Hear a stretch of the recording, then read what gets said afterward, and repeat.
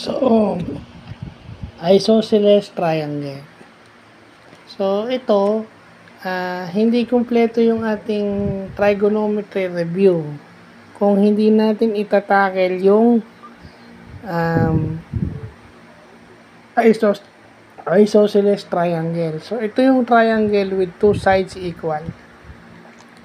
So, yung meaning ng word na isosceles is hindi usually tinuturo. Basta ang sinasabi lang, ang common lang o madali lang intindihin, basta isosceles triangle siya, yung dalawang legs na equal.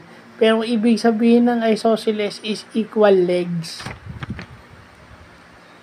No, kaya yun ang ipinangalan sa triangle na yun kasi yung isosceles is equal legs. Yun ang meaning. Okay? Yun ang meaning. Ginugel natin yung meaning ng isosceles. Ang usually na lumalabas yung isosceles triangle, pero yung isosceles talaga equal legs.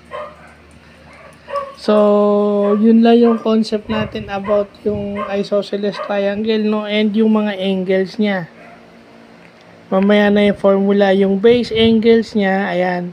Yun yung angle na katabi ng base sa baba.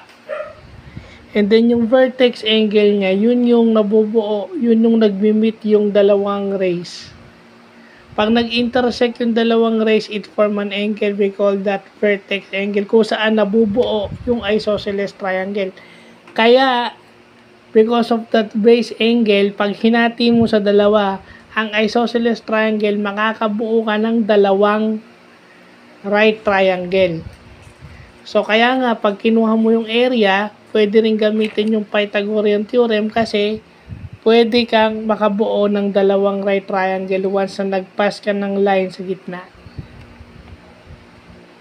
When you draw a line, dalawang right triangles na agad yung makikita mo sa loob sa isang isosceles triangle.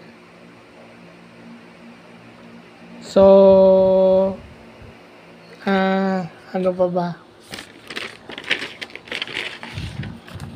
May part 2 pa to. Ang sinolve lang natin is yung area at saka yung perimeter. Area ng isosceles triangle at saka base ng isosceles triangle. So, yun lang po.